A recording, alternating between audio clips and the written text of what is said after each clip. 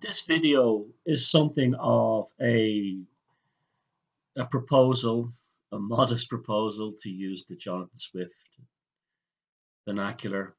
Also, at the beginning of a discussion, and perhaps the ultimate formulation, or can be seen as the beginning of a conversation that will eventually lead to what I hope this video is about. And I believe that the time has come for a European spiritual and magical tradition to be finally accepted within the West.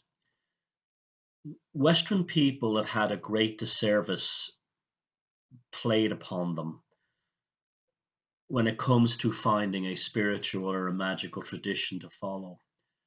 We have been told we don't have any. So, therefore, you still have a situation where people are going to Tibet, going to the Himalayas, going to Nepal, going to Bhutan, going to India, particularly, and even to a lesser extent, Egypt, in order to find a spiritual and a magical wisdom tradition in order to incorporate into their lives. In recent times, these have also gone much further. They've gone to North America, they've gone to South America, and the quest, the rejection of what we have here continues. It's almost like we have been, and actually we have been conditioned mainly by Christianity to not believe that we have any spiritual tradition here. And therefore, most people in their lives, they come to a point where they embark on, maybe through a problem in their lives or through some kind of maybe divorce or the death of a loved one. They embark on this quest in order to find meaning. And they may initially go looking at Christianity or the religion they were raised in, Judaism or whatever, and they find it doesn't really do it for them. And then they embark upon, say, things like Hinduism and Buddhism. And this also ties in with Christianity still, because there's a belief that somehow Buddha is a Jesus, or Jesus spent time in India studying Hinduism. A lot of this kind of nonsense, which is, there's just a validation of a a make believe character, this Jesus Christ character. It all comes back to Christianity, this idea of salvation. You also have the notion too, within Buddhism, that people who are atheists will say, well, it's not a religion, it's a philosophy. No, it is a religion. I'm sorry. Anyone who locks themselves away in Buddhist temples, shaves their hair, and wears a robe and is separated sexually by men and women is in a cult, and therefore that's not a philosophy. That's a religious cult. And also, in Buddhism is the Catholicism of the East. All you have to do is look at these giant gold Buddhas everywhere. What's the point in giving up Catholicism and taking down all your Virgin Mary, Child of Prague, and St. Michael statues, and then filling your house full of Buddhas? It's the same bloody thing. Now, I'm not saying there's anything wrong with the idea of an iconograph, an icon focused iconography type approach to these things. Often, like the tarot, which is a kind of an oracle plus iconography idea, you can help visualize psychological and even spiritual ideas in terms of the images you're seeing. It can be a very, very powerful and useful thing, especially because our language, in particular the English language, doesn't lend itself very well to spiritual ideas. It just doesn't. It's very good at other things like descriptive concepts around technical ideas or poetry or metaphors, but it's not particularly that good when it comes to conveying a spiritual, syntax in terms of how it resonates. You don't have, you have all these chants, but you don't have them in English for that reason. You'd have them in like Hindu, or you would have them in Native American languages like Navajo and Iroquois and so on. You'd have them in African, and you'd have them everywhere. Now, just because we don't acknowledge a Western spiritual tradition doesn't mean that we don't have one. And this has been the great lie that's been sold to us. So you have, it's like a joke you'd recently about it.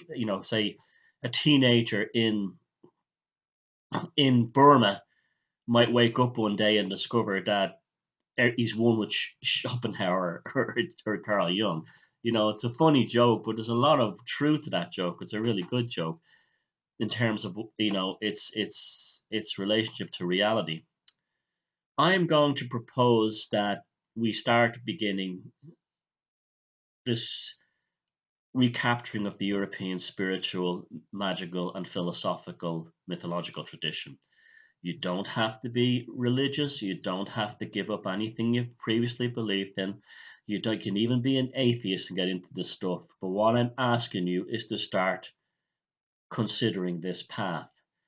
Now, one of the other ideas that's been put out there is there is no European spiritual canon to fall back on.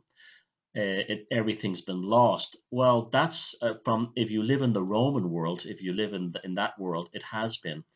But the two ones that have survived predominantly, and I'm not talking about folklore, I'm talking about like a sizable canon with enough archetypal, magical, mythological, and wisdom ideas remaining in them for them to be a viable building block to work upon.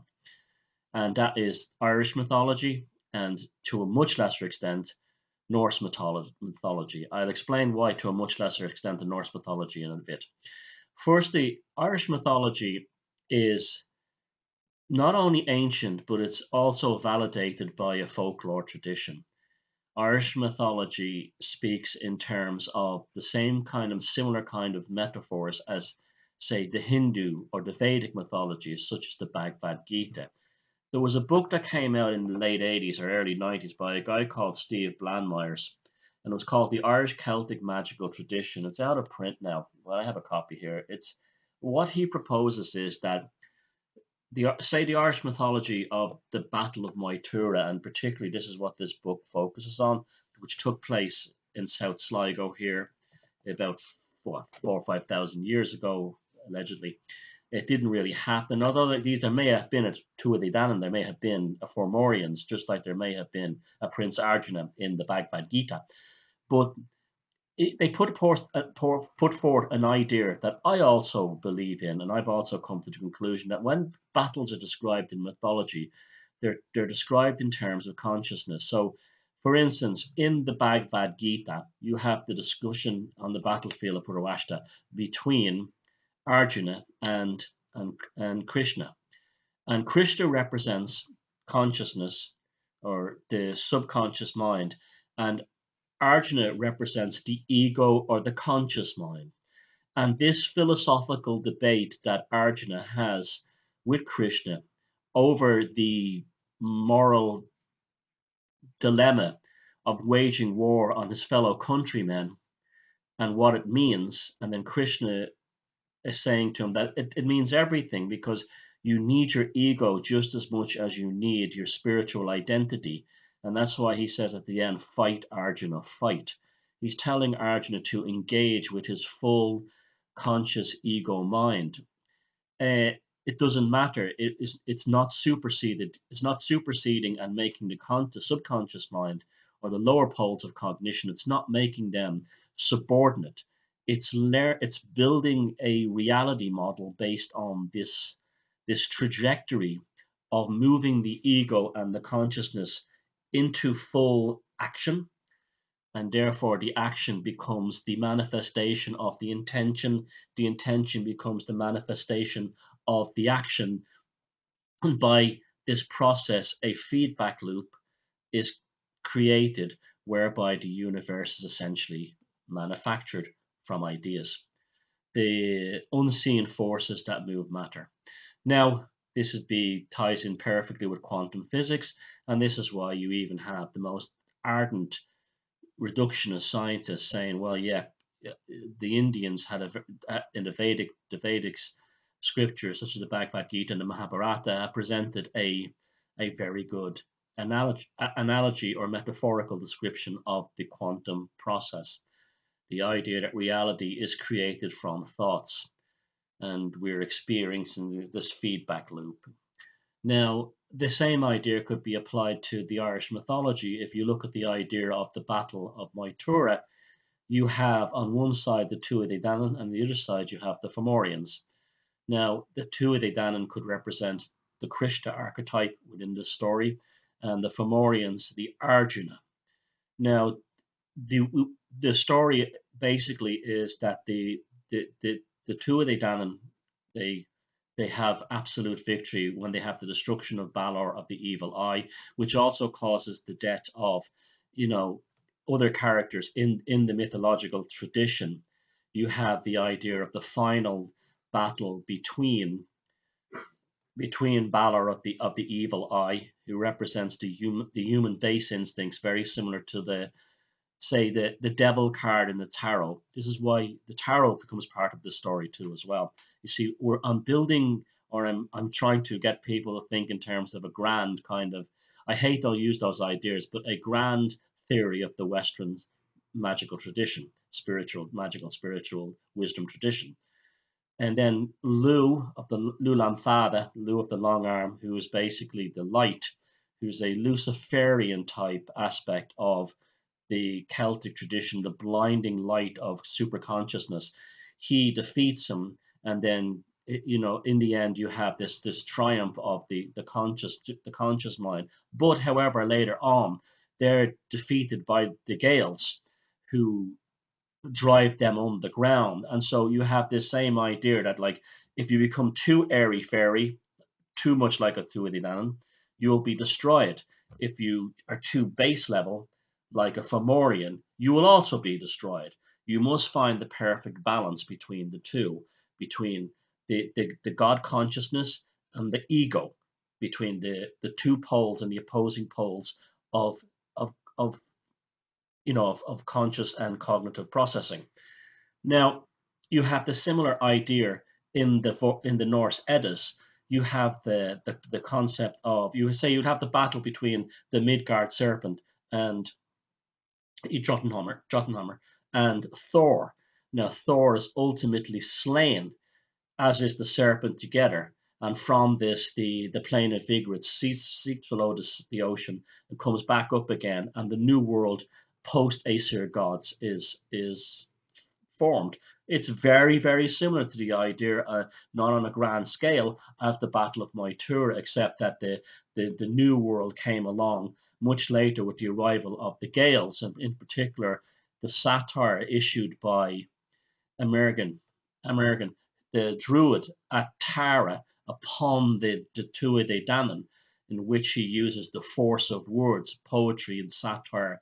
He uses the term "I am a satirist of the wind" within his great famous poem issued towards the Tuatha Danann. So you have this idea. We have this. We have it here. We have it. We have it. Now, we can reinforce these ideas with things like the tarot. The tarot looks at the idea of the whole Western mythological tradition inside the major arcana of 222 playing cards. It's all there, and you can actually use that as a roadmap to work your way and solidify all these mythologies. Likewise, the Slavic mythologies are the same, and we also have like the Finnish mythologies, which are quite interesting, the Hungarian, Magyar mythologies, and so on. And we can even bring the Egyptian thing into it, because Egypt, although it's a thing by itself, I consider that part of the Western magical tradition, although it's from a very different thing. It's say it would be as distant. I'm not saying it's inferior. I'm saying it's as distant from the idea of where we are now as, say, the Canaanite paganism is from, say, the Kabbalah. You see, it's this is what we're trying to deal with. Again, it's an ongoing process. Now, this not only has that been thrown out through the years, but the time was not right for many for this in the past. You say you've had Carl Jung and even Joseph Campbell in the 50s, 60s, and 70s comparing Cuchulainn to, Eastern archetypes or Native American archetypes, but still the thing wasn't right. Even Evan Wentz, who was the first one to popularize outside Ireland Irish and Gaelic folk fairy tales. He was the first person to translate the Tibetan Book of the Dead into English. By producing that book and this book, what Evans Wentz was really saying was they're both the same thing. but the world wasn't ready for that. This also ties into things like entheogens and so on. People want to have an entheogenic experience, yet they're surrounded by magic mushrooms. Why are they going to get ayahuasca in the Amazon or peyote in Mexico? I'm not saying there's anything intrinsically wrong with this. There is if you depend upon it, because it's not an answer like anything else. As much as I admire and love the work of Graham Hancock, I think he rolled the ball. He rolled the dice too many times on his whole DMT thing.